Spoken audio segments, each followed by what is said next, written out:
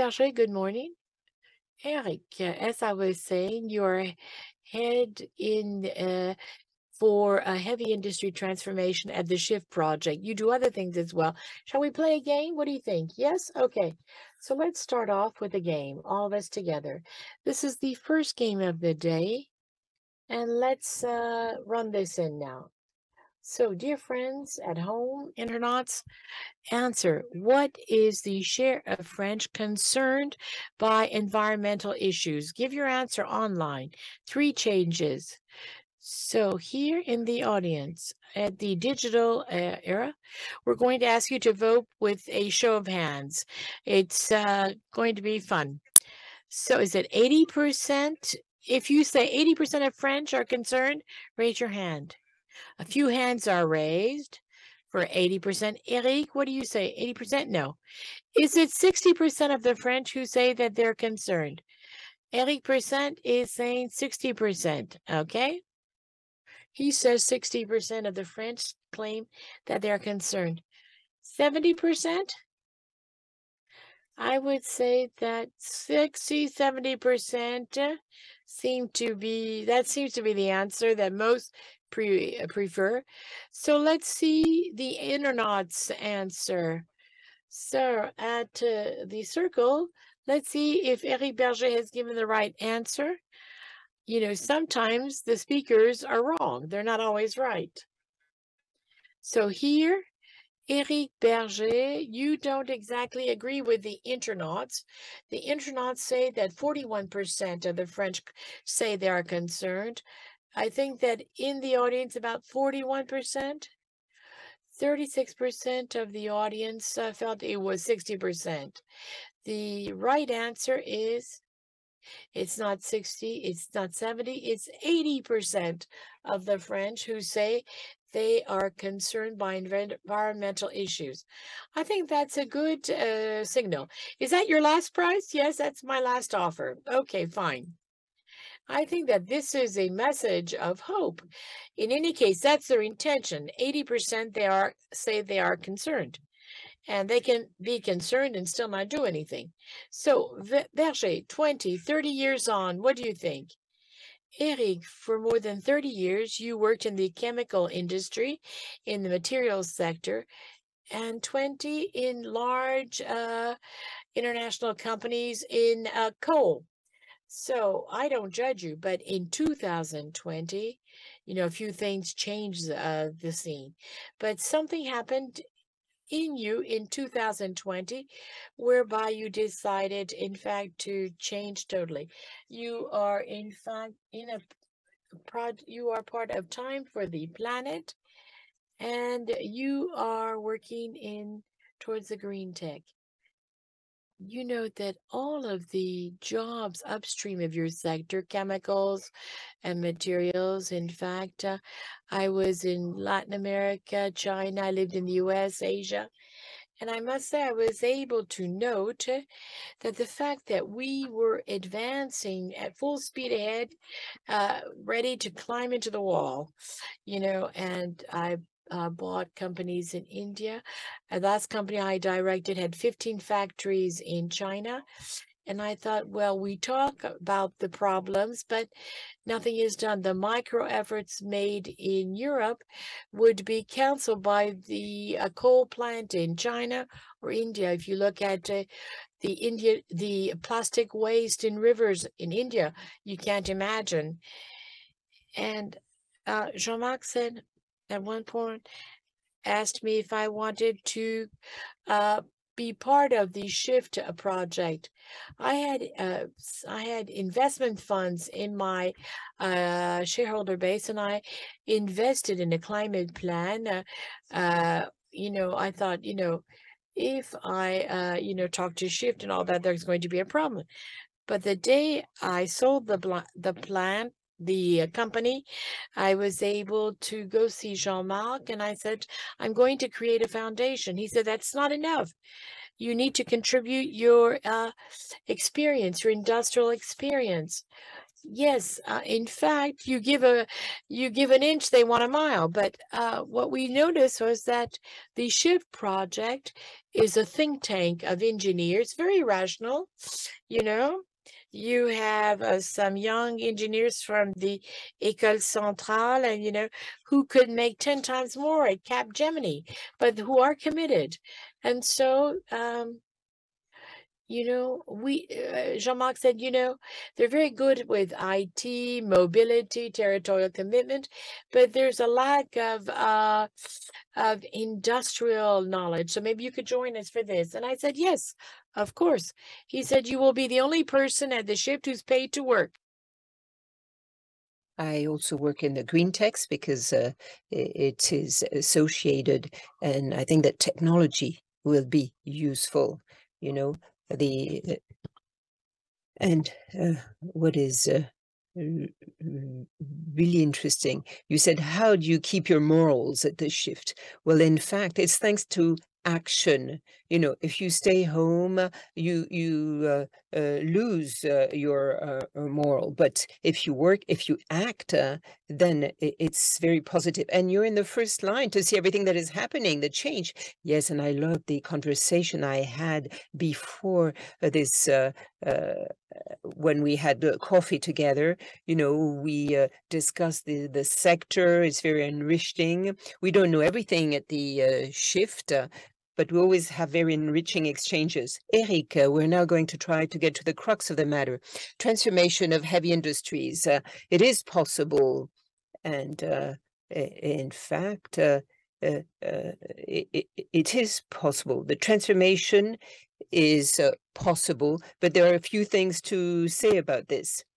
Well, when I was asked to tackle heavy industry, what I discovered when I started working for the Shift project, it's not because you're able to reduce the carbon of a sector that you actually get to that. Why? There are conflicts in the use. Whatever sector, it will be true for your sector too. So you say, oh, it's great. I'm going to do some recycling here, some biomass here, some hydrogen there to produce the fiber. It's great. That's it. But there's a little problem. The other sector is also going to use biomass, hydrogen, etc. And this is what happened with PTF. I arrived and I said, I'm able to decarbonate by 80%. And that in France, we import 2/3 of our fertilizers. It's crazy. So I went to see the project manager for energy, and I asked him, you give me 20 terawatt hours. And he said, no, I'll give you 5. I said, no, I need the 20. And he said, no, we have a constraint. That we've made an assumption is the one of RT, the electric grid network. So we have this sector asking for that. We have that sector. And I said, but I have a priority. And he said, no, the others also. So if, when we talk about biomass, it's farming waste and wood. So if all the sectors were to use biomass, today we have a shortage of wood pellets. And for that, we would need twice the forest we have in France. So there's conflict in the different uses. For the plan to be resilient, you have to look at the neighboring sectors also, because you might have difficulties. On top of that, I love technology. It's my background, or recycling some carbon elements. Well, even if you are very much in favor of the technology, at one point there's a technical problem. I'm very optimistic for your sector. In the area of steel, for example, the steel, consumes a lot of energy. A high furnace for your car, for your Peugeot or your Clio, that requires a lot of steel. 2 tons of CO2 for 1 ton of steel. So a car is maybe 1,000 kilos. And for plastic, to produce plastic also, you consume a lot of CO2. And I'm not even talking about electronics here. So for the steel, we can use hydrogen. But the chemical industry, and here I think about you, for the chemical industry, it will be very difficult to reduce the carbon. You can push recycling of plastic, etc. But the converters and the used for the virgin resins, so we can do carbon capture. You know what that is? Well, carbon capture. You put a big filter at the output of the factory pipe, a big one, huh? I'm talking about a factory producing a resin that will produce fibers. So in a fertilizing plant, you put a big filter, a huge filter, and you capture, let's say, 50% carbon. Then you liquefy the carbon. Either you sell it to Coca-Cola to produce Coke, or you re-inject it in the soil, for example, an oil well. But it requires a lot of energy, and it's not possible everywhere. It's very expensive, and it's not really perfect. And without that, the chemical sector will be difficult to decarbonate. So what do I mean? I mean, there are sectors where things will be easier, like steel. For the chemical sector, it will be more difficult to decarbonate. But in these upstream industries that are important for you, there's also the transport industry, where you have to decarbonate by 80% carbon reduction. So we do 40% of the path with continuous progress, and recycling is not there. Recycling is connected to behavior. So technology will also help us. Then, and that will be thanks to a technical breakthrough. But you also need a different way to change the way people act and everything else. So we have to change our way of life, the way we consume. Yes, we have to organize ourselves. We have a perfect sorting technology to get to 90%. Ongoing progress, is okay. I look for all the thermies, and I help a production plant reduce its production of CO2. But, I'm really in favor of technology. I'm a tech fan, but for there are also 20% that I won't get thanks to technology. But we have to use technology for a part of it, but there's also frugality.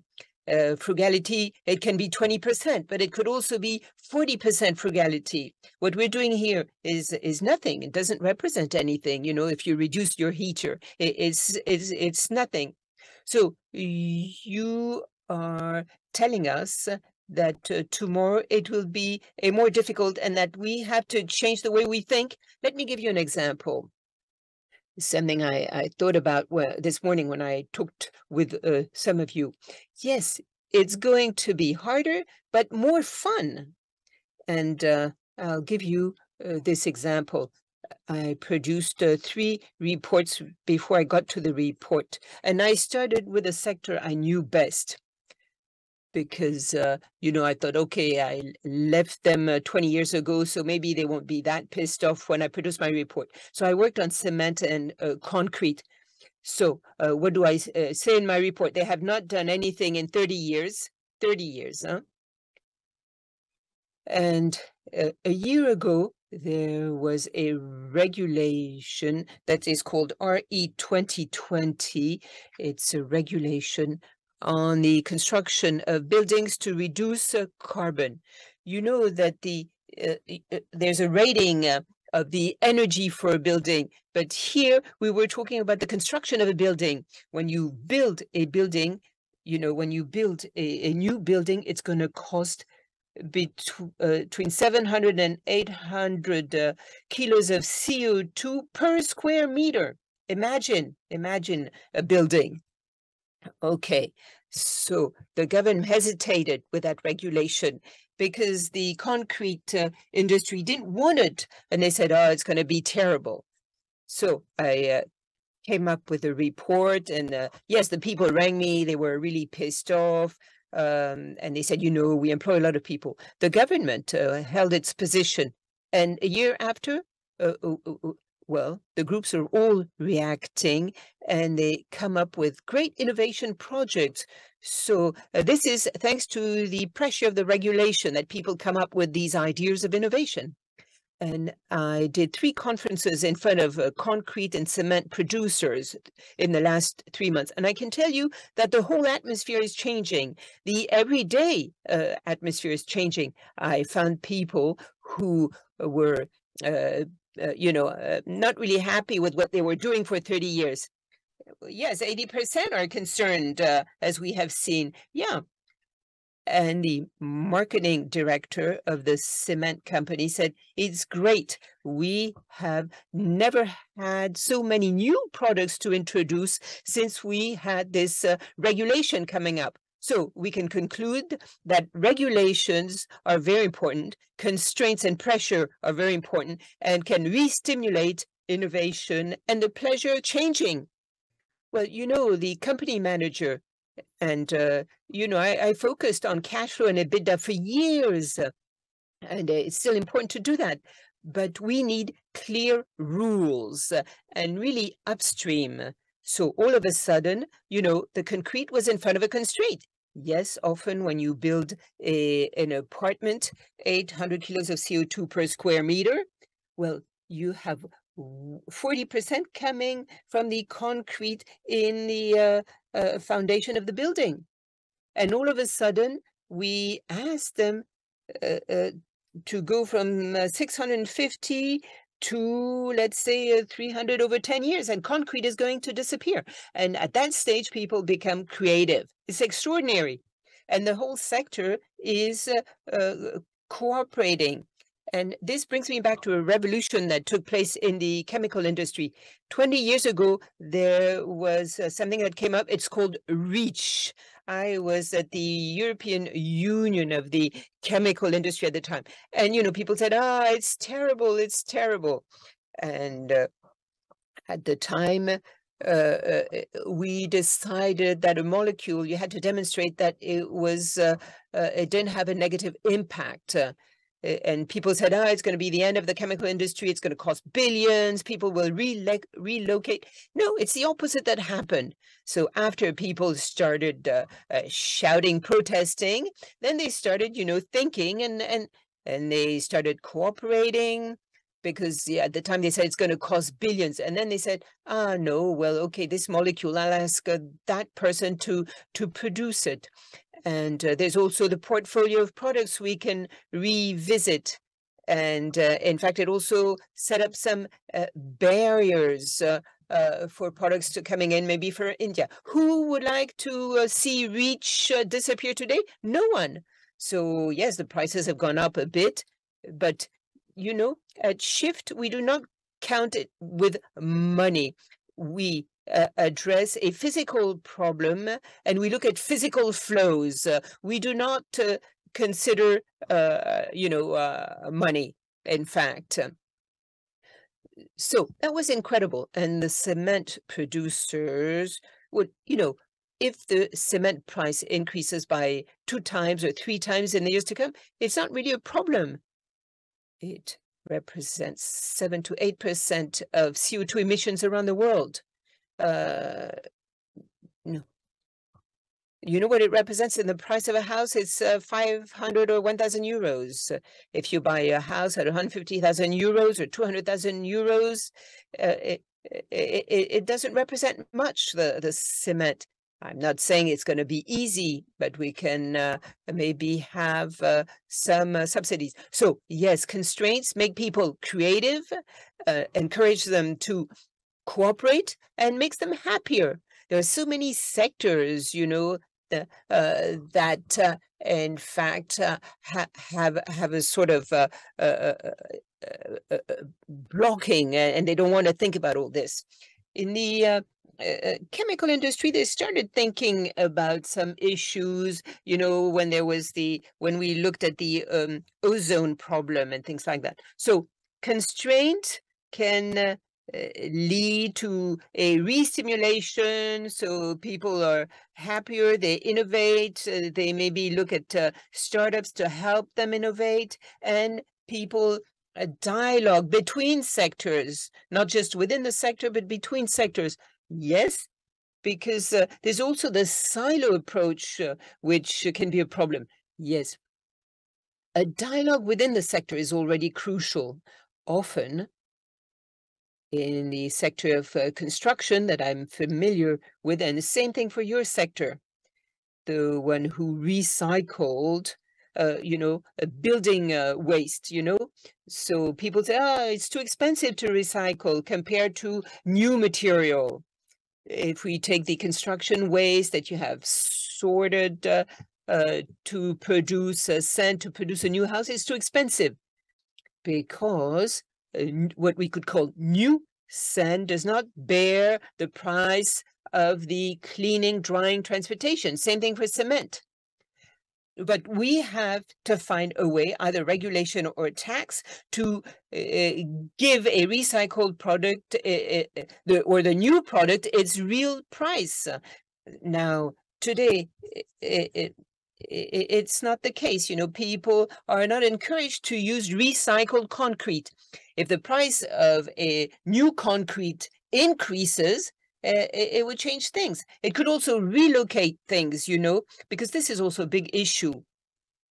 The report of shift, the shift product is there, but we do not want to destroy the heavy industry, because it's important to not kill heavy industry. Now, France has very good results in terms of decarbonation, just after Sweden or Norway, I think. We are at 50 kilos, and nuclear also, but 50 grams per kilowatt hour, while in Germany they're at 500, 600, China 700, 800. So yes, it will be less carbon here. And if we take the lead, we could have a carbon-free industry. We could be the first in Europe to do that with fewer physical material. The prices might increase, but people will be happier. And if we have people who are able to innovate again, rather than just focus on the old production methods. Before we come to the questions that you might have here or online, in fact, what is the problem? Why haven't we shifted? Why are there some resistance? And why do we need to have the constraint to make people change? Because what we understand in the mind, it takes time before we actually take action. I can give you my own personal story. I'm far from being a saint. First of all, I traveled a lot during my professional life, so my carbon balance is pretty bad. Now, then I developed my awareness reading reports. Some people believe them, others don't. Then some people think it's too complicated to act. And some time ago with a shift, we worked on the 2-ton workshop. It's called, who have seen the climate fresco here? And who went to the autumn workshop, Atelier d'automne? Well, in 2-3 years, you are all going to do that, and you'll understand two things. Yes, I have to come to 2 tons per year. I am at 8.6, 10 tons per year. If you often go to the Maldives, you're at 14, 15 tons per year. I have a friend who rang me and he said, I did my carbon balance and I am at 40 tons per year. Not bad. Well, in the US, when you travel a lot, that's it. So we have to divide by 5 or 6, and that's huge. And the question is, how do I do that, the 2 ton? And you see that there are 2 paths that are intertwined. You have the personal initiative that can do half, and the political initiative. But you are a consuming person, and you're also a political person. If you are at Refashion and you say, okay, we'll try to make sure that the specifications of this or that, well, I accept that things increase and you set a higher challenge. It's a political action, and this changes everything, and we need both. If we do not, at Shift, we propose to display something that does not cost anything. The carbon weight of the car you buy. For example, your Peugeot 3008 has cost 15 tons of carbon to produce. We met with people from the government. We said, we could do that. And they said, it's difficult for the automobile industry and the Germans won't like it. Okay, fine. But, you have to take a decision. So, okay, acceptability is not there. Yeah, very complicated. So things move very slowly. Yes, it is complicated. And let me say that I normally don't travel. I don't take the plane anymore, very rarely. But yes, my daughter, in fact, took the plane to go to the States. Coming down to 2 tons, if you put the heater on and you have a car, you're already close to 2 tons of carbon per year. Okay, 2-3 minutes left before we turn to questions. A question at this stage.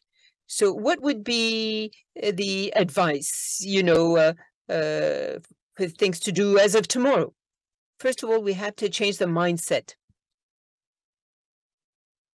At the individual level, when you say, okay, I accept this or that constraint, and I'm interested in this challenge. I'm at Refashion. We all know that recycling is interesting. So you say that today you're at 30-40% recycling. Can we go to 90% recycling, for example? With such a challenge, it's very exciting. It makes people happy. I told you the cement industry, they were happy with the challenge in a way. So the industry is a bit gray, yeah, but it made them happy. So it is possible. Second thing, well, it's important to cooperate a lot. It's not by working in isolation that it will work. It doesn't work anymore. And then it's also important to be very curious. And that it will be necessary to have a technological or behavioral shift and frugality. You cannot remove all the carbon to produce fiber. We won't in the chemical industry. And decarbonating fertilizers completely, it's not possible to produce cotton, for example. You know that the price of fertilizers has just increased twofold.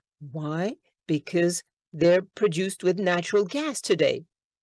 If we were able to do that with hydrogen, then we would be able to decarbonate.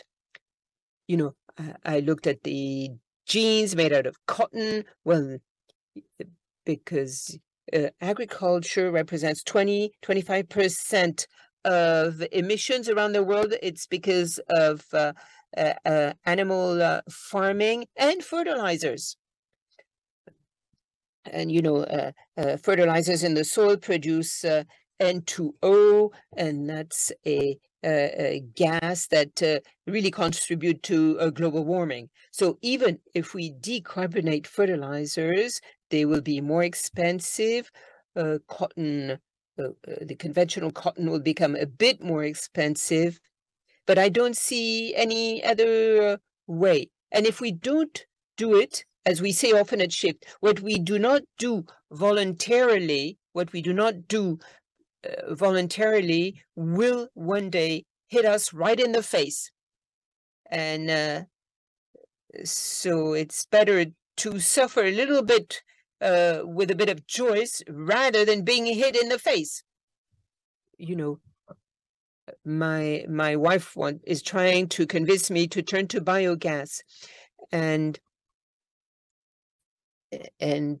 she wants me to do yoga, for example, to prevent me falling in the future, for example. This is also a way forward. And now, your word that starts with R-E, re. Well, for me, it's what I observe as a tech fan is reduce.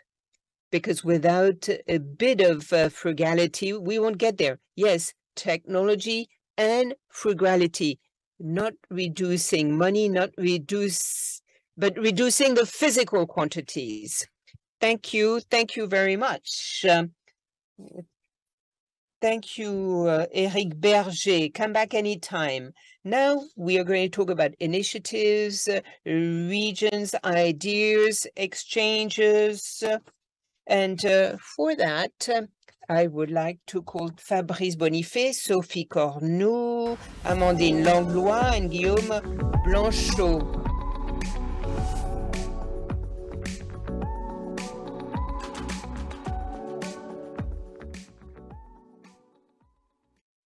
So take your seat, Fabrice, and I'm sure Guillaume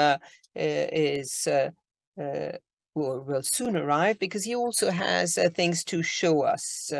So Fabrice Bonifay, your director at the Bouygues Group of Sustainable Development and QSC, and president of your co-author of a book giving best practices.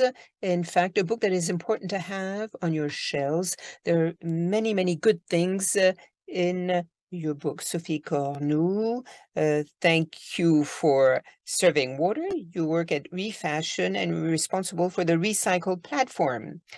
Now, Amandine Langlois. Good morning, Amandine, co-founder and responsible for R&D at PierrePlume acoustic material, in fact, and you're also designer. Yes. So the people here and online can share everything you see, everything you hear on the hashtag. So don't forget to communicate to, in fact, raise the level of intelligence on the network. So we're going to talk about recycling, different paths. But before that, let's play a little game. So a guessing game online. You can start now. What is the volume of clothing and footwear marketed in 2021? Is it 715,000 tons, 244,000 tons? So who's in 244,000 tons? Well, a few hands there. So I imagine all the others, it's 715,000 tons. Yes, 715,000 tons. So this is the choice of the audience. You would say the same? Sophie, you're not answering. Fabrice, what would you say? If it's not 715, it wouldn't be fun. So let's say 715. Well, the first question, and we got it wrong. So here, it could work. We're going to see the result of online, the online answers. Well, 50-50 or 91. So yes, the right answer is 715,000 tons of clothing put on the market in 2021. And welcome, Guillaume. On top of that, you come with your shopping. Great. So, Sophie, a few words of analysis on this. 715,000 tons marketed, and 244 are collected in 2021. And out of the 244,000 tons, 190,000 tons will be sorted in all the sorting centers approved by Refashion. That's the decisive step that will have the reuse of clothing and footwear. So there's a second life for the products in the sorting center, and you see that 60% will be reused, and these is the clothing and footwear that is okay, that we can sell on the second-hand market. And something like 32% go to recycling. So these are products that cannot be worn but reused, and all that is processed outside France. So it would be important to recycle in France.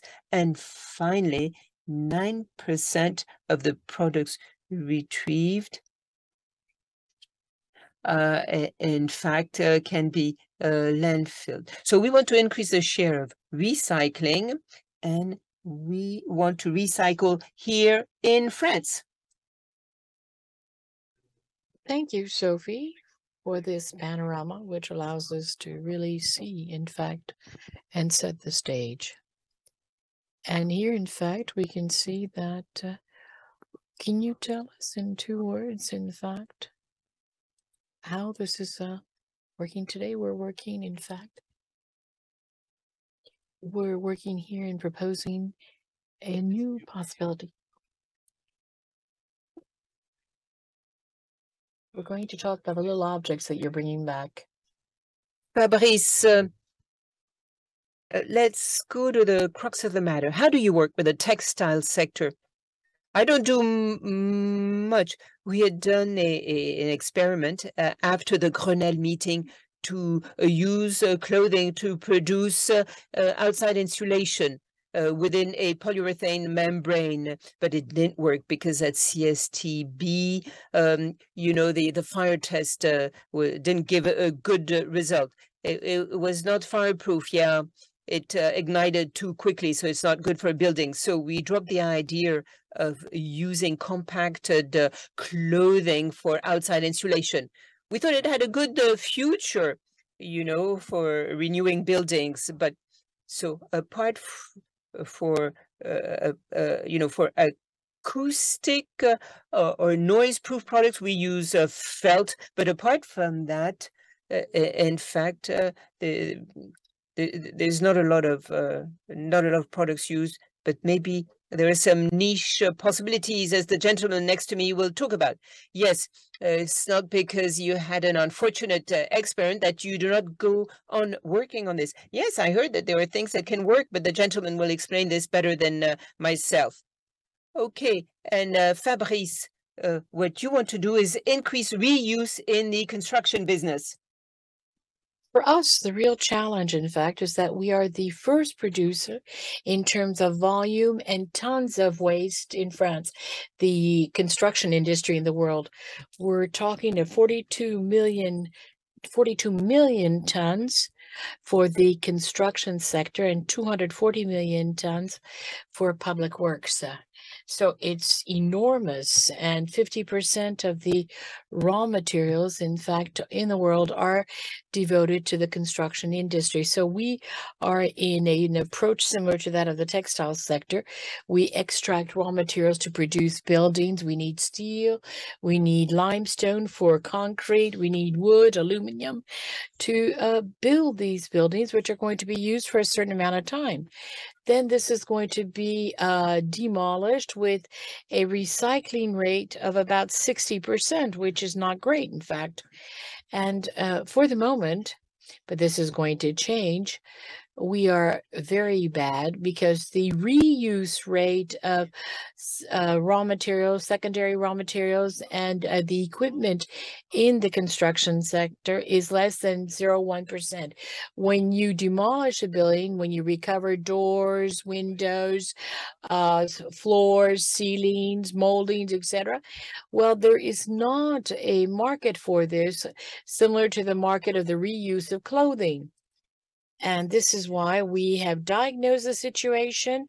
And the reason for this is the fault, in fact, of the building owners, private or public, who do not prescribe green materials or in the building of new buildings or renovation. There's a new initiative from the Ministry of Employment where certain promoters, when they say, well, if we want to renovate or build a new building, we want the builder to propose the possibilities of reemployment of certain equipment. You know, you also have a recycled concrete, recycled structural elements coming from buildings that have been demolished. So we're just at the beginning of the story here. And the good news is that, 42 million tons is enormous. So now what we have to do, we have to go from the demand side to the supply side. Hopefully tomorrow we will be able to have, a building which is built from materials that can be traced. Each element can be traced. You'll have a digital identity for the building. And in this way, we'll know exactly what the building is made of from the technical point of view.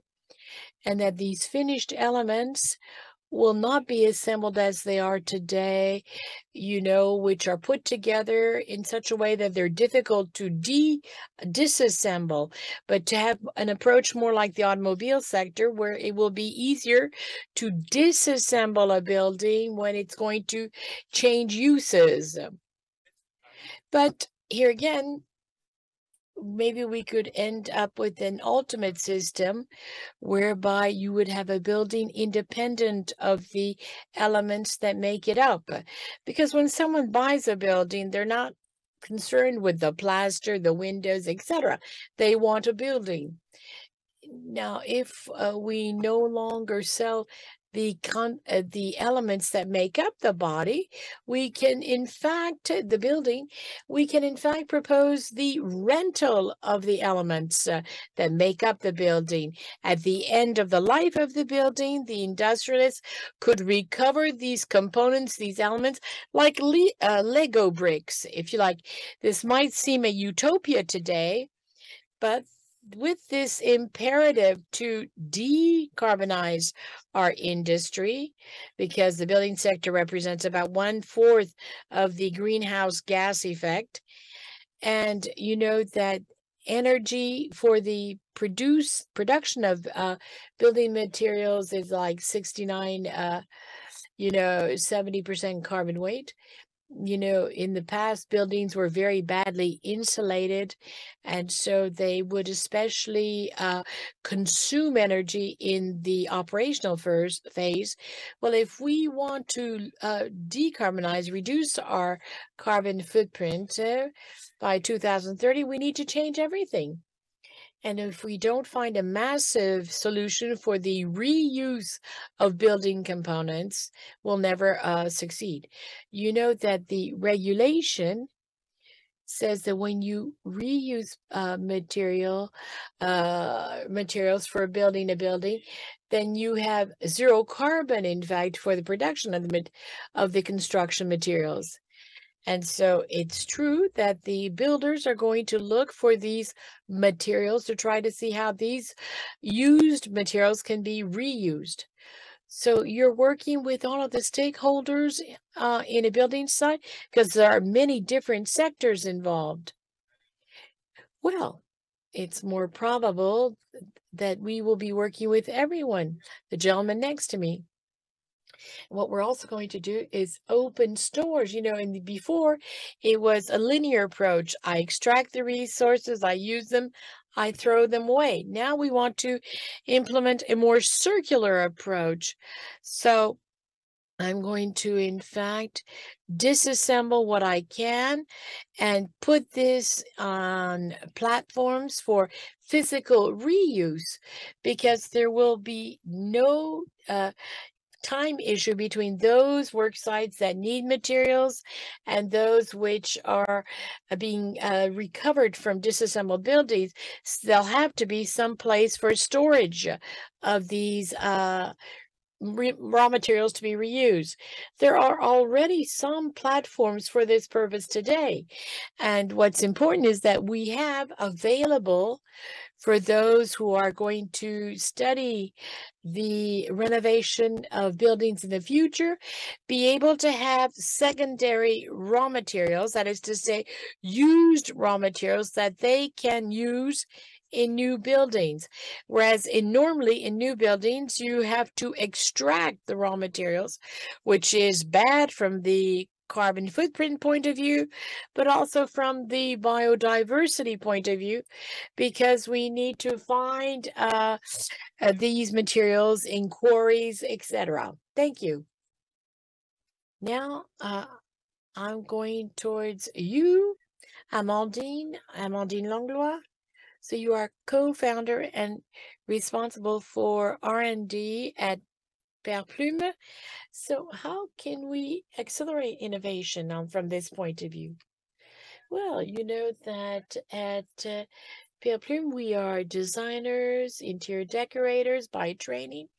When we started looking at the question of textiles, in fact, for interior decorations, we started looking at the question of reuse. We see that there are many sources of textiles. We were lucky enough to go and visit various sites. So our approach at PierrePlume is quite pragmatic as far as textile recycling is concerned. First of all, we looked at the fibers available for recycling in the textile sector. We can have this around. Don't drop them, but you can tilt it. So what we saw in these sources of textiles. Here you have the garneted textiles. You have various fibers, threads. In the textile sector, you have textile waste in the industrial sector, in furniture manufacturing, in work clothes, etc. So these garneted textiles, we transform the textile into threads and fibers.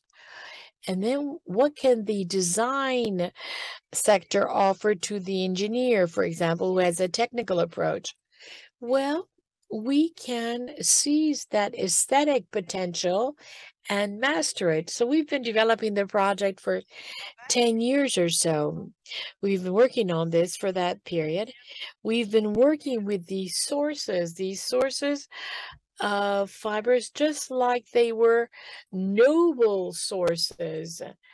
Do you have other samples? I see. These are the materials that we develop. We develop acoustic wall coatings, which will avoid echoes in a room. They look like stone. So we play on the random look of the recycled fibers to make them look like marble, limestone, granite, slate. This is 100% recycled clothing. So it's got that multicolor effect. It might be improved on in the future. For the moment, we don't yet separate clothing by color. So depending on our sources, we can have post-consumer clothing. We can have production waste products, household linens, for example, work clothes. This blue slate is the recycling of the uniforms of firemen and policemen. So we try to work with sources that are stable in terms of volume and aspect, so as to ensure that we have sufficient quantities and be able to answer projects in the construction sector. What kind of projects have you had? Well, last year, for example, restaurants, for example, offices, boutiques. The recent Fago shops have PierrePlume products, all these places which need acoustic coatings, etc.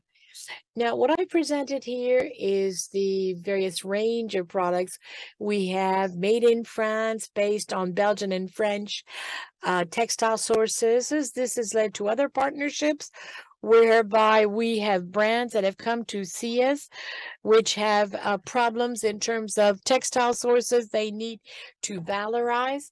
For the St. James brand with their sailor tops, we took the waste materials from their navy blue sailor tops to develop a material that could be used to decorate their boutiques. Thank you, Amandine. So I see questions. Continue to write your questions down on the site. And perhaps these new materials, can they be used outside? Because these might be interesting for certain PACs. Our materials, are interesting, but they're porous. So in fact, they're not watertight. But we could envisage maybe developing products with other textile fibers. Another question, do you use polymers to bind the threads? Yes. That's why we have 70% recycled fibers and we have 30% thermo setting of fibers, which allows us to agglomerate all of the fibers together and threads. Guillaume, you're responsible product and sales at WTX Europe. What you have brought is quite impressive. You are producing, in fact, silencers. I'm sure you'll talk about this better than I. So go ahead. So let us see this. What we have here. This is a muffler for a VMC. This is a project we developed in 2015-16. Here, in fact, we want to propose to the consumer a sustainable product with real performance up to 14 decibels of acoustic absorption. It's made from jeans, for example. It's then sewn so as to be 100% recyclable. You don't look at the origin of the jean. No. No. So this is a first project. Is there a concrete application on work sites, etc.? No. Today, the only distribution flow is with Amazon. It's very simple to implement. It can be distributed throughout Europe. So we're here producing 4 to 6 silencers, if you like, per hour. And in fact, this is something that can be used on buildings in our ERPs. This can be applied to a tertiary sector. What's this? This, in fact, is a duct which is assembled on a BMW Series 3. You have the air conditioning unit on the bottom. This is a part of the ventilation unit. This, in fact, is normally black. But today, 73% of our material, which is black, and 73% of the material is burnt to destroy it. So, in fact, we're working on a line to reincorporate our production waste materials. Do you work with a designer? No, this is an internal project. You mean the car maker is not aware of this existing? No, we have in fact submitted a project to the ADEME, the French Environmental Agency, where we have done a feasible study where we've shown that this can incorporate, that we can incorporate a variability of raw materials to produce these materials, this cloth. We can work with textiles, acrylic, polyester, and this can be integrated. We can work with linen as well, you know, with from France and Normandy. And so we can work with a whole series of products, and we're looking here on how to finance this production line, which is non-woven, so as to reincorporate our waste material. When we reincorporate our raw material, then we can decrease our CO2 emissions by 20%. And then we can propose this to the customers, and we can produce products which are thermocompressed, for example. It's one of our added value. We can have non-woven, semi-finished products that we can offer as well. This can serve as a basis for many products. Let's take some questions here. Has there already been an SAV? So in fact here the AC, this is a life cycle analysis that has been done with the ADEME, the French environmental organization. So we have 30 to 40% less ionizing savings. So we go up to 70%. You have natural and chemical fibers mixed? Yes. Does this disseminate in fact volatile organic compounds? How do they age in time, these materials? Well, the life duration in time, it depends on the use. If it's for a classic use like ventilation ducts for air, then there's no problem. If this is just air, you know, it depends on the temperatures, etc. And it will last as long as the vehicle life, service life. As far as recycling is concerned, in fact, for recycling, we are now looking at this. We're talking with Renault, Infla, to see how we could refit vehicles, how we could use certain of our products. So you are in contact with various structures. Yes, because we're trying to answer the AGEC law requirements to better produce. Thank you, Guillaume. To continue the discussion and conversation, Sophie. Sophie, so you work at Refashion and you are working with the recycle platform. The recycle platform is one of the many devices that Refashion has set up with the objective to accelerate the recycling. This is going to enable actors from different industries to meet. The idea, of course, here is to have a closed loop recycling. Could you, okay, if you can, okay, there, that's much better for the microphone.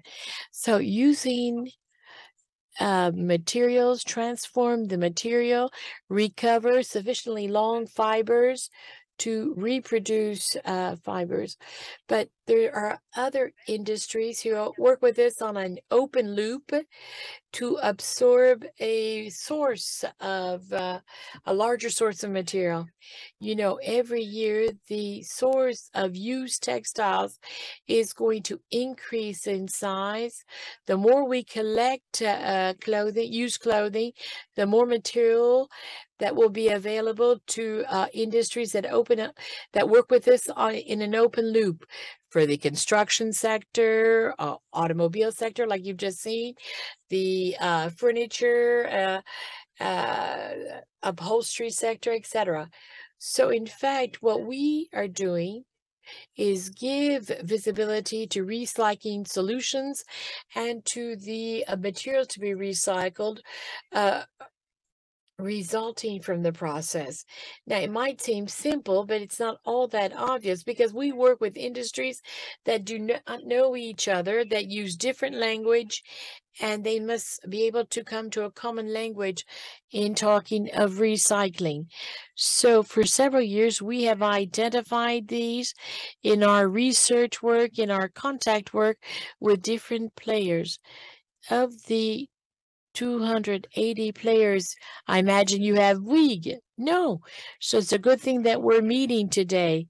No, there are players from the construction sector, but not Bouygues. So yes, it's important that we be here today to be able to meet new players, because this is an industry which could be of interest for these sourced materials we have, given the technical constraints, the technical specs that you're working with, etc.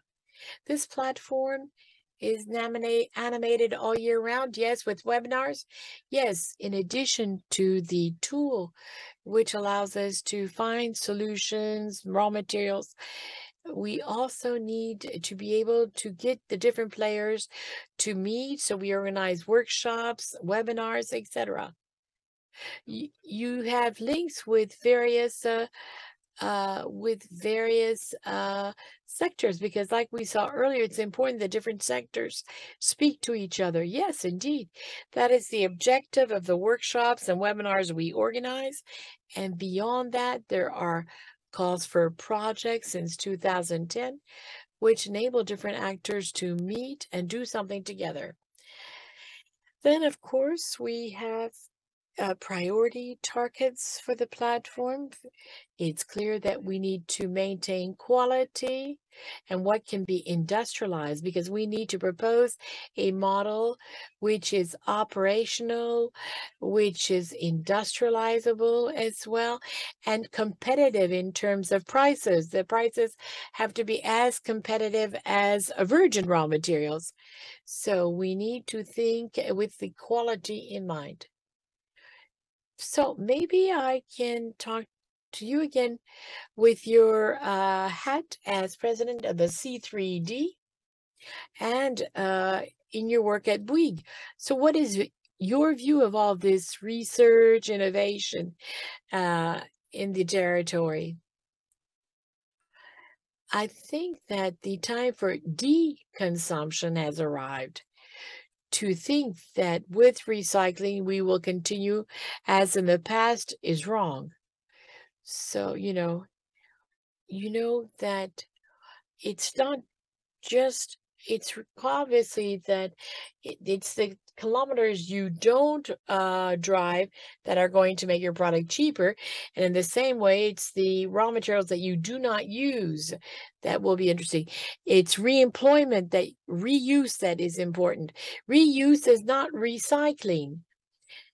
So at C3D, we are trying to find partners who stop selling products to us, but who rent products to us when we need them, and who will recover them, to repair them, to maintain them, and who will propose the largest customer base possible, so as to be able to sell these products on a day-to-day basis, on a B2B or BDC basis.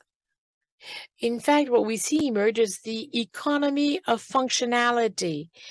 today we see some emblematic products. For example, photocopying machines are no longer bought in offices. You are billed for the number of photocopies you make. Like bicycles today, people don't buy bicycles, they rent them when they need them. You also, for example, have the Michelin tires, whereby they bill you according to the number of kilometers driven with the tire rather than selling the tire. So, in fact, the cost benefit ratio is different now. They look at the number of kilometers driven. This would be possible for industrialists who would bake products that do not wear or would wear more slowly, and they could in fact make money through the renting of these products. So the interest is, all of the extractive industries are very harmful to the environment. So it would be important to have a different approach, economic approach to these products. We wrote a book with Céline Puce called Entreprise Contributive to a Planetary Balance. And in fact, there is no other model other than functionality to try to decarbonize human activity. Because what is taking place from the climate point of view is dramatic. The IPCC says there's only 4 megatons of CO2 that can be released in the atmosphere to reach our goals. And so in just 10 years, in fact, we have nibbled away at the quantities of CO2 we can continue to release. Now, I don't know your industry all that much, but I was explained that in 1991, 7 billion pieces of textiles per year. In 2020, 2021, 20 billion pieces of textile were manufactured. So between 70 and 2020 is extraordinary. Today, I think the question that arises when we buy something now is the question of, do I need it? Do I really need it? So the question is, do we accept to earn money differently, to put a price on carbon? Now, maybe this will cost more than the initial raw materials extracted. But if we were to put a price on the negative aspects of extraction, the cost of recycling would be less. And so in the economic models, taxation and financial regulation are key subjects. Do you envisage at Bouygues or in any other sector, do you imagine going to them and saying, you need to be ready to make less money? I don't know if you read a book of a cartoonist, but if we want it or not, we have to limit physical flows, coal, oil. So there's already a depletion there because we will pass for example, the gas peak we can consume very soon. So demand will remain high, but the supply will drop. So with less energy in the economic world, there's less business ahead of us. So the question we'll need to ask us as industrialists, what are the essential businesses and what are the non-essential businesses? Essential for what?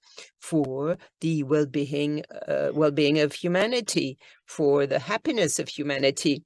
Now, people who consider that happiness is consuming and hyper-consuming and useless consuming, yes, they will be unhappy in the new world we're entering. Those who consider that being happy, having a good health, this can be in fact, based on less tangible things, will be happier.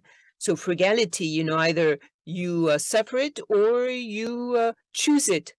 So it's important to work on the business model, because the idea is to stay alive, and stay alive, meeting two imperatives for the products. Is the product useful for the customer, but really useful? And do I manufacture it taking into account the limits of the planet? If you cannot answer correctly, well, maybe you have to stop producing the product. And if we produce it without taking into account the planet, well, this is going to stop very quickly. So it's no longer a social responsibility, it's a moral responsibility now we're talking about. Now, for your questions, don't hesitate. Go on asking questions. And here also among the speakers here, if you have questions to ask to the other speakers, don't hesitate. Yes, we'll turn to the online questions first of all. But here on stage, do you have questions for the other speakers? I have a question. No, it's okay, Sophie. I would like to try and understand how did Bouygues try to work with the clothing source or footwear source? What projects have you worked on?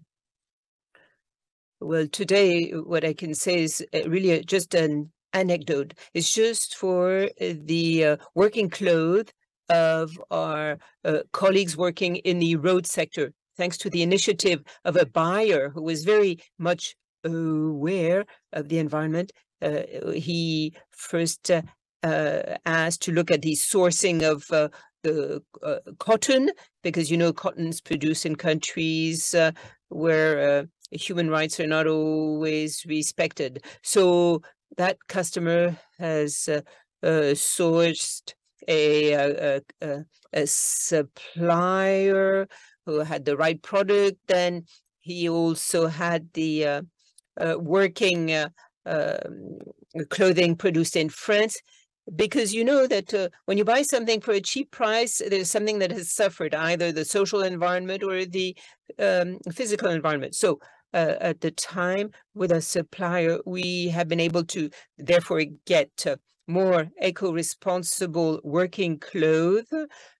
And we had advice also to help us keep these clothes for a longer period of time.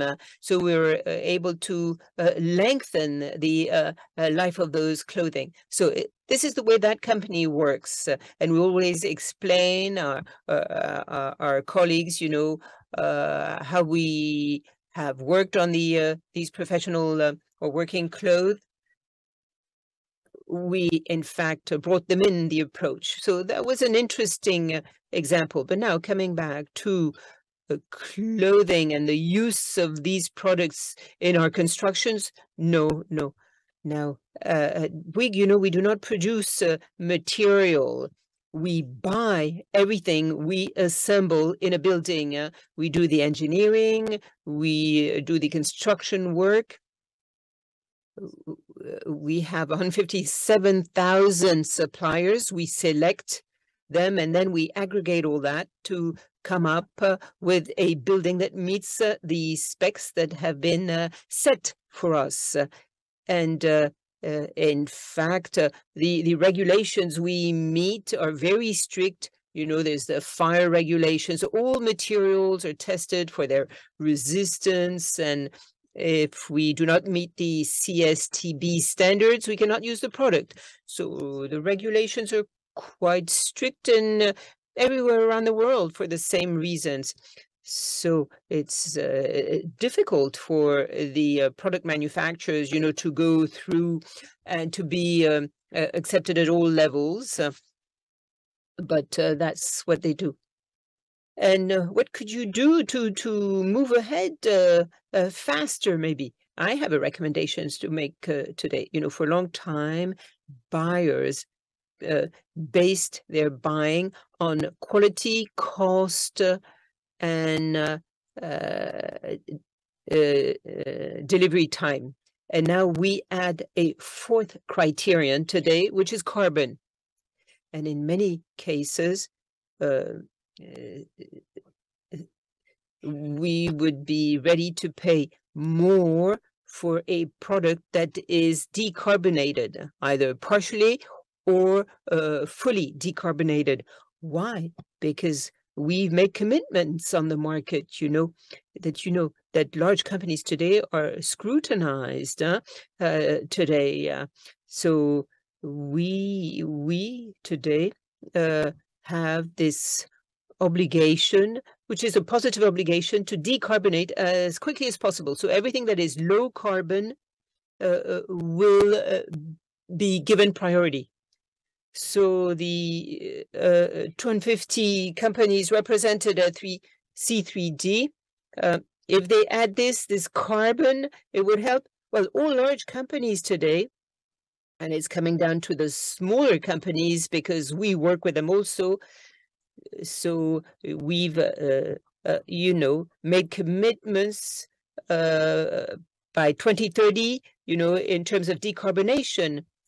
Now, if you have a carbon balance of 100, we have to be at 50 or even 45 in terms of CO2 in 10 years without any growth.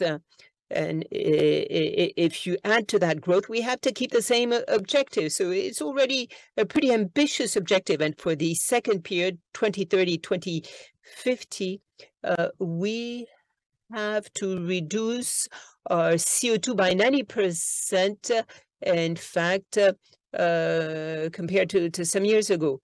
So it's really very ambitious. It is clear that low carbon is going to be the number one purchasing criterion of companies like our company. So one more minute to ask you about the RE word. Sophie, recycle for me. Recycle. Okay. This is going to feed a big cloud of words with the contributions of our listeners. Amandine, reduce. Fabrice. She didn't understand what I said before. I would say reuse. Yes, reuse. And Guillaume, rebirth. Why rebirth? Because I think we can make the most of our technologies or skills and reuse our skills and rebirth for the new sector. Thank you very much. A big round of applause for our speakers. So thank you all. Now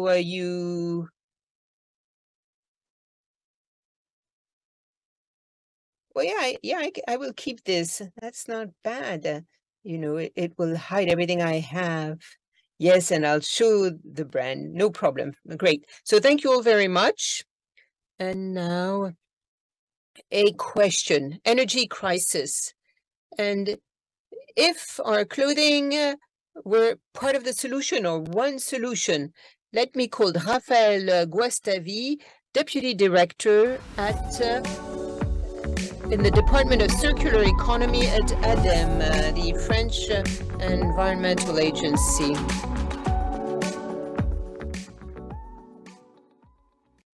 So, Raphaël, good morning. Take a seat here.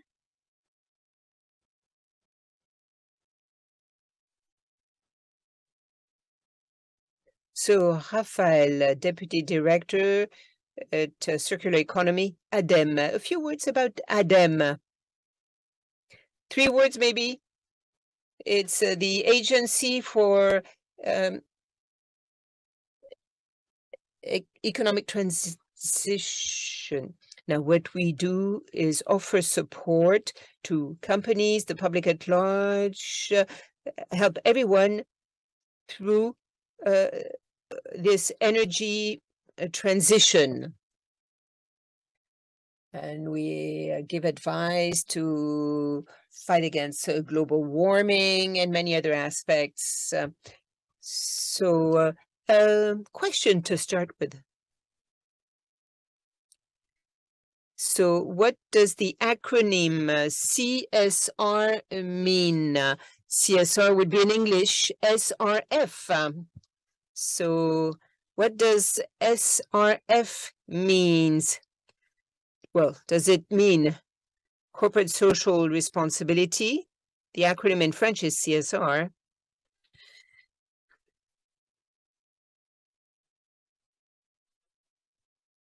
Well, we have 30% who say that. Is it solid recovered fuel? Let's say we have 45 people in favor of the second answer. And the third option is recycling safety observation. So in fact, we have a majority here who are in favor of solid recovered fuel. And for on the online, what do we have? We have corporate social responsibility, but also solid recovered fuel. So are they both right? Well, anyway, today we're going to talk about the solid recovered fuel. Yes, we're talking about this. Solid recovered fuel, SRF in English, CSR in French.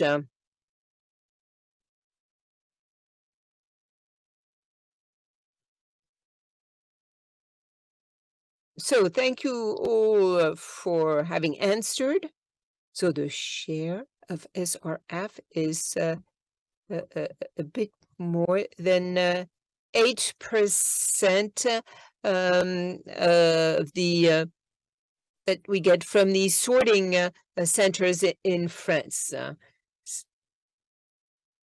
So Raphaël, we're going to take something like 20 minutes to talk about this. So Fabrice Bonifay with the C3D said that he really sees the emergence of a functionality economy and sees also a lot of things in the area of circular economy. So do you agree with him? Yes, and I'm very much in favor of that. But if we want to have a society that then live within the planet limits, we have to change from the linear model that we've had and we still have today towards the circular model. And the circular model involves everyone, all stakeholders, the citizens as consumers, the producers, the companies, the state, and of course, everyone needs to work together to ensure the circularity with the different action levers. The central principle will be to fight against the wasting of resources. This was also mentioned this morning. We have to look at the physical flows and the energy flows. And fighting against the waste of resources can be done along a certain number of directions. Eco-design, another use or way of consuming. We have to work, of course, in the area of recycling, but we have to choose the path of frugality. ADEME plays a role in the adoption of these models. Well, our challenge for us at ADEME, as I said before, we want to support all the players to help them change the models. And rather than working on models based on service more than focusing on volume. So this would lead to a reduction in the use of resources. That's crucial. And for that, we have to demonstrate that it can work in our societies. And we have to work with all the companies who want to and all the regions who want to work in this direction of a functionality economy. And a question, energy crisis. Could the clothing be a solution to the energy crisis? What would you say when you see that? You say, of course they could. Well, yes. We will therefore have to buy more clothing to be able to retrieve more heat. Well, I don't know. I don't know if that's the right approach. Energy frugality.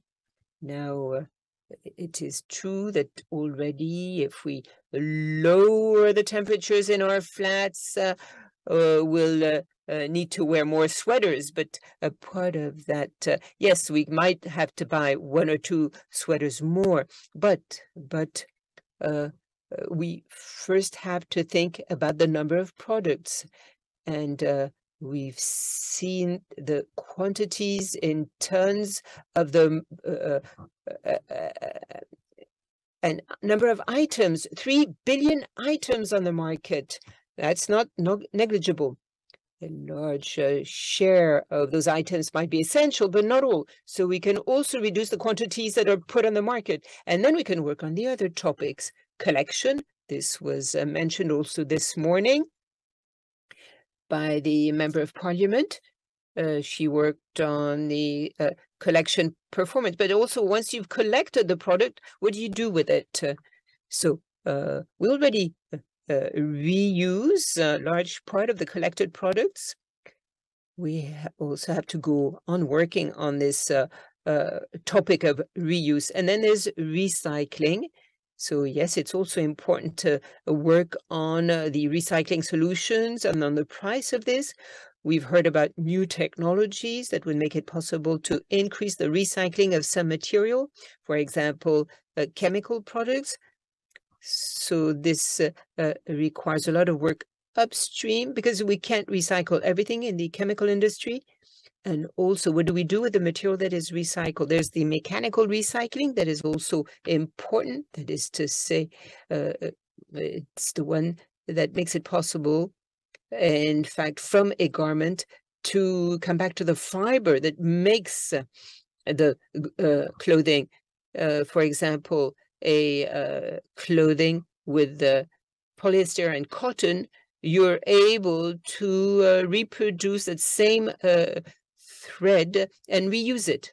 But also leads us to rethink, where do we produce? Should we send back the fiber to Asia? Then, the whole thing is useless. So it's also important to think about relocating the production using those recycled fibers. This also represents something. It also means that you cannot buy a t-shirt for €1. You have to think about the environment. You have to think about the jobs. So we come back also to the model of consumption and our role as consumers. And we come back to this notion of frugality. Yes, maybe we have to buy less. So this takes time to digest. We've seen that 80% of the French people are concerned, but they might not all be ready to be frugal. Yes, 80% are concerned about the environment, but they're not aware, or they don't understand that buying a t-shirt for €1 or changing them every year is not consistent with the environmental awareness. So, and this is one of the roles of ADEME. Our role is to get the message through with the public authorities and the different media to explain what are the real levers to use to be consistent and to actually walk the talk. And there's also the solid recovered fuel.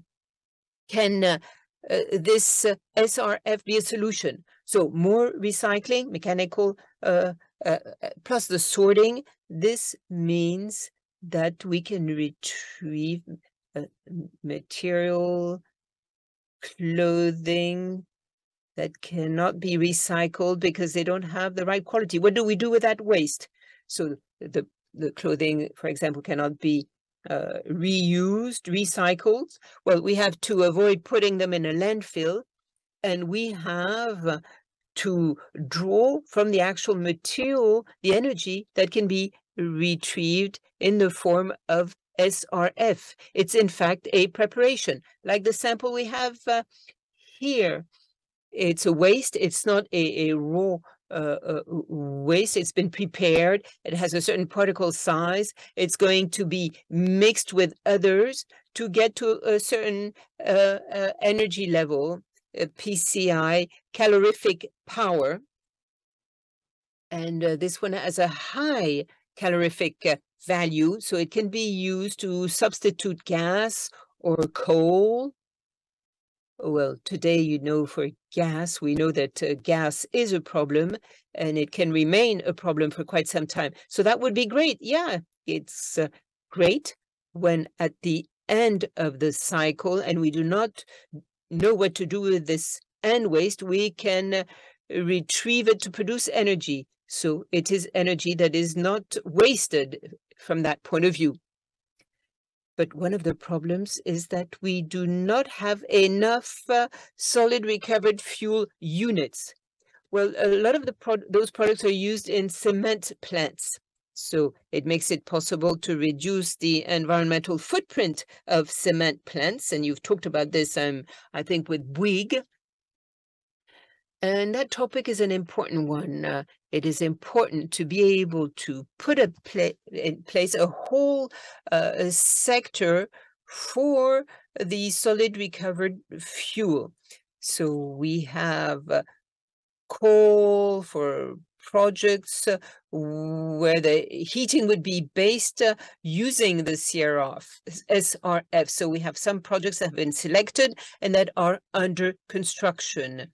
Now, the owners of the projects today are faced with inflation, the cost of raw material, like everyone. So projects that were already of a certain price can find themselves in difficult financial solutions today. So maybe they will never reach the end. So what can we do?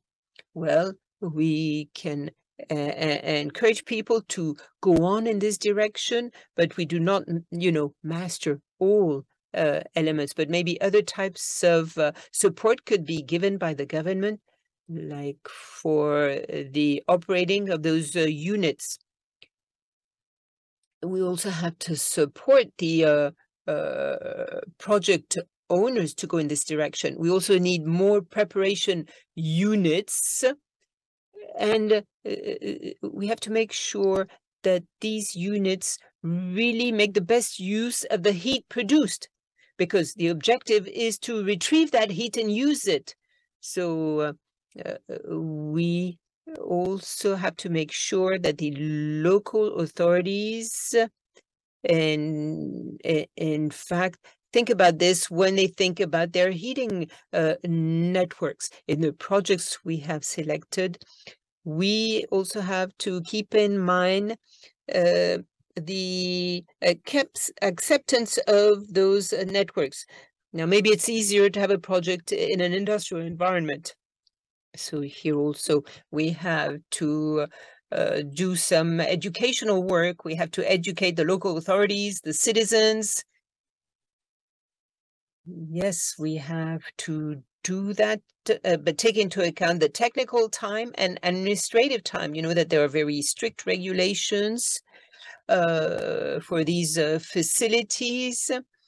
We have to move quickly. No, we don't want to lose momentum, but we're talking here about energy, but also if we think about decarbonation, there are a lot of urgent things to deal with, geopolitical emergencies, but there's also a climate emergency that is really there. We also have to be careful that those facilities will help decarbonation. So when we replace coal, there's no problem because that the advantage is clear. When we replace gas, then we have to think about the actual content of the SRF material, because there's also biogenic carbon, that's, the biomass. And to summarize, it's wood. So when we talk about textile, it's also cotton. If you have a solid recovered fuel that is 75% polyester, then, it's not that great. So we have to think also of the actual makeup of the SRF. There are questions. I don't have the impression that there's a lot of clothing in the SRF today. Yeah. Only, let's say, 9%. Yeah, it represents 20,000 tons of waste out of 1 million tons of SRF we produce per year. So it's not a lot. So what can we do to go from 9% to twice that amount? The objective is not to produce SRF, it is to reduce and recycle. And then what cannot be reduced can be used to produce solid recovered fuel. And it's better to have solid recovered fuel than clothing waste with household waste mixed up. So it's not an objective to increase the share of clothing in the SRF. What's better is to find a use for the non-recyclable waste. We've seen this morning with sorting. Sorting, well, people don't really throw out a lot of clothing in their household waste. Yes, in fact, you have cotton fields in the cupboard rather than in the garbage. But there's something that stops. Well, when you have young children, there's a problem with clothing. So you find yourself with a bag of clothing, chronologically age-wise for children. But at one point in time, children grow up, and the eldest child is not going to wear hand-me-downs from the older sisters. So at my home, it's forbidden to put clothes in the garbage. But before you put clothes in the banks, collection banks, I don't know how much people are really virtuous about this. So if we look at 700,000 tons that we're not able to trace, what about regulation, the question of regulations? And I think that at the ADEME, the French Environmental Agency, that's one of your actions. You need to act to create awareness with regards to these issues. Is the regulation sufficiently clear to work on a scale and to see recycling units emerge a bit everywhere? Well, yes, I think that the regulation is quite clear. Each new law explains this even more. There's the European aspect as well, because you have European directives and European regulations, which constantly enhance the subject with regards to, this eco-construction that is being revised, and which allows us to go further than what we were doing today. There are subjects like environmental information posted with the goal of better informing the consumer, being more transparent on the environmental impact of a product. And there's also the tool to have continuous improvement in companies in terms of eco-design, traceability, information on the origin of a material, the recyclability of a product. So we're moving forward step by step, and each time a bit more virtuous. And each time the difficulty is to try to reconcile what we can master at the national level and what comes from the international level, which is not always very virtuous. And so, in fact, there is a distinction between this and the solid recovered fuel. No, I'm not talking necessarily of solid recovered fuel, but products which appear in masses of mediocre quality, which we can find in our solid recovered fuel. question, what is the difference in terms of the yield and heat potential between the solid recovered fuel and incineration? You know, we already have units in France for incineration of household waste, for example. So there's already certain actions which are carried out on an economic activity level. The installations have a heating power which is relatively weak because you have a lot of damp matter in the solid recovered fuel until there's a real generalized approach to the collection. So when you have about 30% organic matter, you know, given that everything is mixed together, the heating potential or power is not great. And so there's a certain quantity possible for an incinerator. When you deal with a dry matter prepared with paper, cardboard, wood, and plastic, if we look at just textiles, then we're talking about fibers like polyester, which have a low heat value. And these, in fact, recovered products will have a lower potential. So, in fact, the solid recovered fuel heaters are calculated with regards to heating value or power. So you will get more energy per ton treated than in the incineration units. Another question by David. Why, in fact, the textile platforms have to pay for solid recovered fuel? Why do they have to pay for solid recovered fuel? I don't have the answer. Well, you don't have to have an answer. Well, I don't really have the answer because I don't have the cost in my mind here. But generally speaking, you know, there are things which can change. There are positions which can change as well. It's a question of power, you know, as well. I would like to know whether the environmental impact, setting aside the you know, the greenhouse gases, etc., and what will be the impact of the solid recovered fuel. So if we look at the environmental impact excluding greenhouse gases, so let's look at the environmental impact of textiles. Now that's the whole challenge of environmental information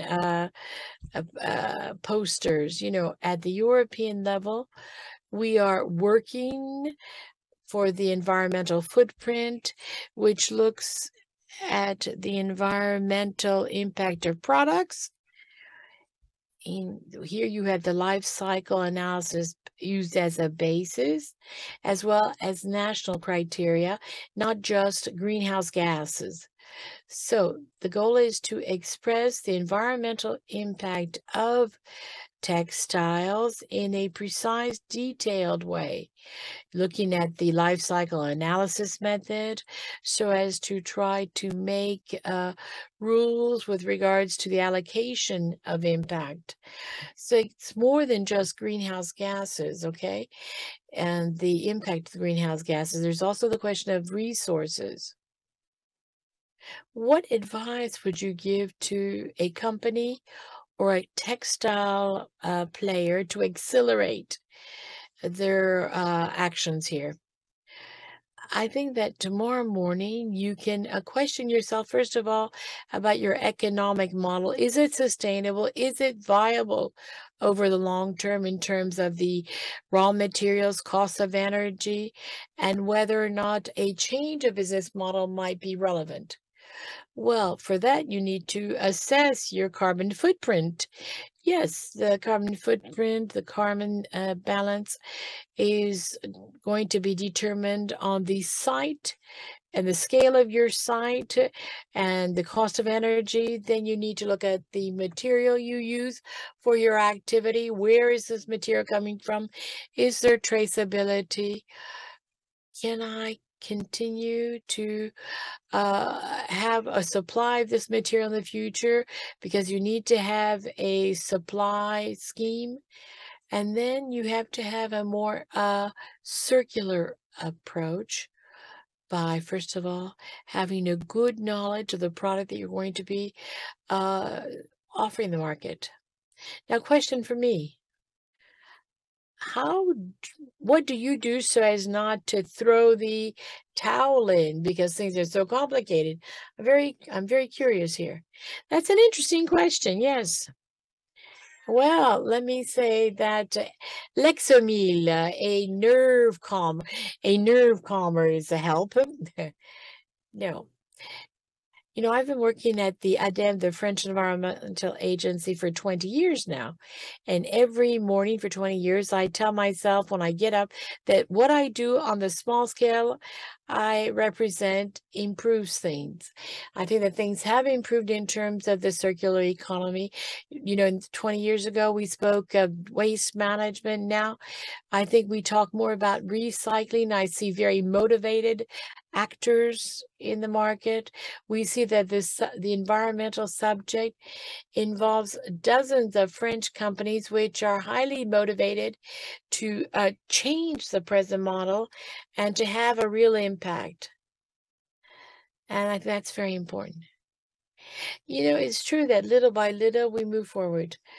I asked you to work upstream of the meeting and to choose a word starting with RE. Well, for me, it's rethink. Rethink. It's a word that I thought of. You know, I'm very happy to be in line with this sector because I think it enables us to rethink the entire model, work with all of the actors in this sector so as to do things differently and so reconcile ourselves. So we need to rethink. You know, now, Raphael, in fact, could have spoken for more than an hour with us. To rethink is the action which is really given on a majority basis, even online. So, Raphael, thank you very much for having joined us. I think we can applaud Raphael. Now, it's time to conclude this morning and this session. So this is going to be the lunch break. And you online can continue to have exchanges and to continue the discussion because you are many to follow this session in the room. So here, obviously, I'm looking at the camera often because you're more numerous online than here. So the cloud, let's look at the word cloud. The keyword cloud here, rethink, reuse, re-employ, recycle, repair, relocate. I'd like to add my word, replay. So replay, we can add replay in French, rejouer. So you can continue to ask questions this afternoon. At 1:30 p.m., we will play again with the hashtag Refashion Day. You can use this on the different social media networks. So you can indeed communicate this on the social media networks. So enjoy your lunch and we meet again at 1:30. Thank you.